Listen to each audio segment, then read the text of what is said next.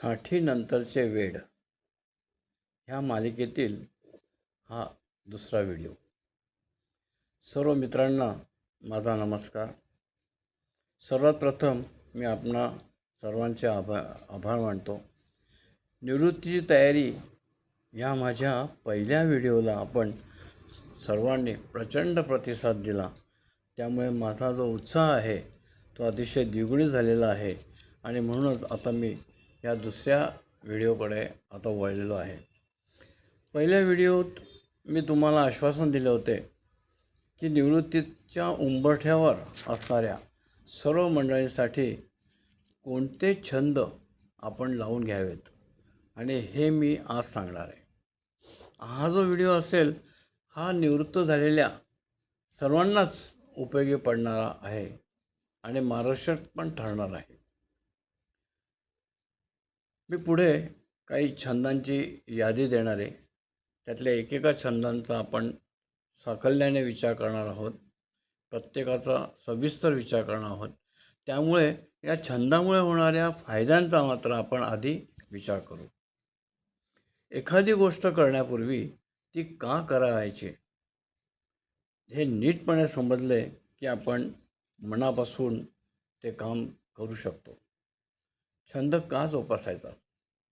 मित्रांनो, आपले मन हे एक शैतानाचं घर आहे असं जे म्हटलं जातं ते खोटे नाही आहे.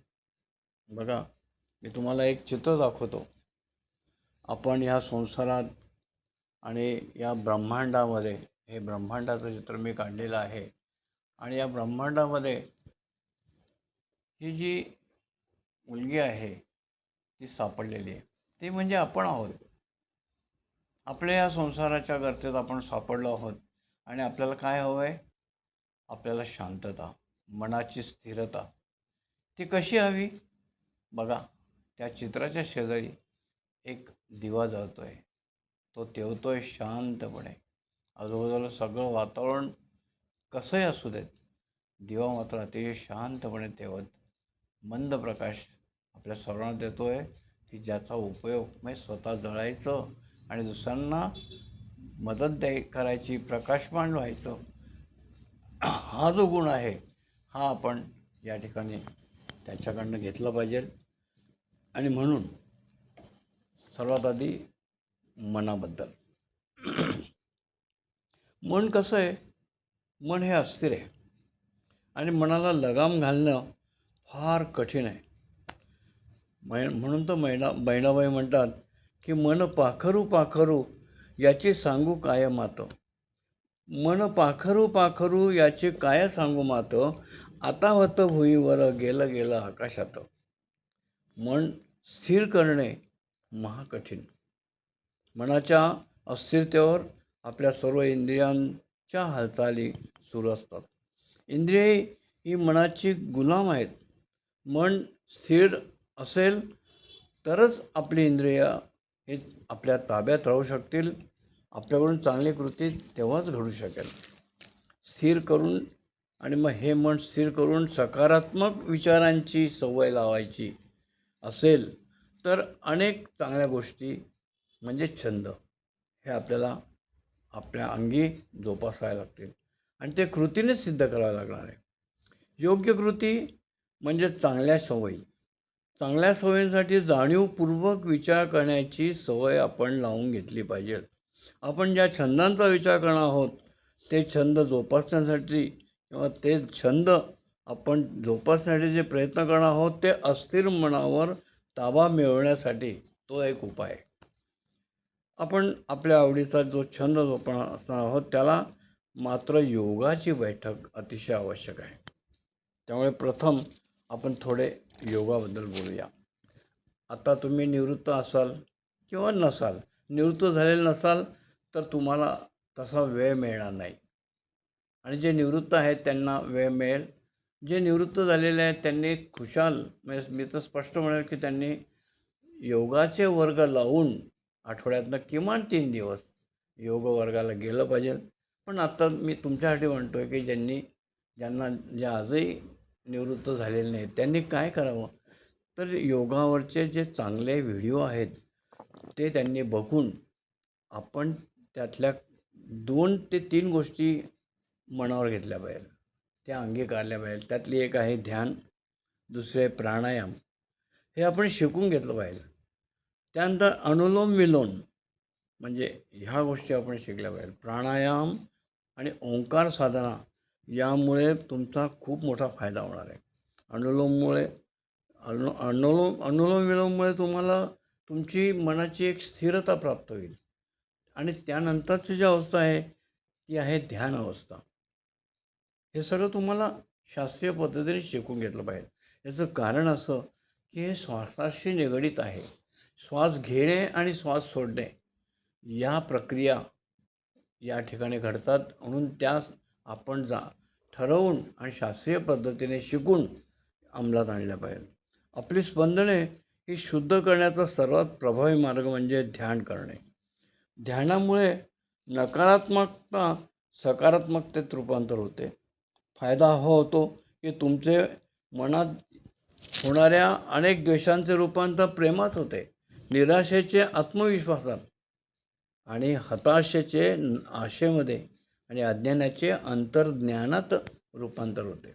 इतका फायदा या सगळ्या गोष्टी. आपली स्पंदने शुद्ध करण्याचा सर्वात प्रभावी मार्ग म्हणजे आपण कला आणि संस्कृतीचा अभ्यास केला पाहिजे. त्यानं आपण सक्रिय केलं पाहिजे. एकदा तुम्ही ध्यान आणि प्राणायाम करू लागलात की छंद जोपासण्यासाठी एक प्लॅटफॉर्म तयार झालेला आहे. आता यात एक अडचण अशी येणार आहे की तुमचा मोबाईलचा वापर किती आहे हा प्रश्न महत्त्वाचा आहे. आपल्या सर्वांच्या प्रगतीमध्ये मोबाईल हा फार मोठा अडथळा आहे, शत्रू आहे असं समजा. त्याचा दिवसभरातील वापरावर तुम्ही नियंत्रण आणण्याचा प्रयत्न करा. आज तुम्हाला बाहेर फिरताना जिकडे तिकडे अगदी लहान मुलं, मोठी माणसं जिथे कुठे कट्ट्यावर बसले असतील, तुम्हाला असं दिसेल की ती डोकं घालून बसलेली आहेत ती मोबाईलमध्ये. आणि ही सर्व मंडळी मोबाईल बघण्यात इतकी मग्न झालेली असतात की त्यांच्या हेही लक्ष देत नाही की अशा तासनतास मोबाईल बघण्यामुळे किंवा रील्स बघण्यामुळे हातांचा पंजा, बोटे, मनगट, मान, पाठीचा कणा या सर्वांची हालचाल थांबली आहे. ती थांबली असून मोबाईल पाहणे बंद झाल्यावर काही वेळाने तुमच्या लक्षात येईल की या इंद्रियांचे कुरकुर सुरू होते. आणि त्याचबरोबर सगळ्यात भयंकर म्हणजे डोकं बधीर होतं. अस्थिर झाल्यामुळे काहीही काम करू नये असे तुम्हाला वाटायला लागतं. डोकं गरगरतं. मग अशावेळी प्रश्न पडतो की काय करावं.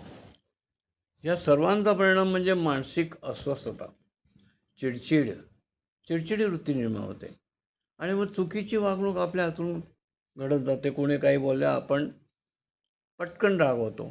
याचं कारण आपण त्या रील्समधनं ते ज्या घटना आपण ऐकल्या आहेत, बघितल्या आहेत त्यातनं बाहेर पडत नाही.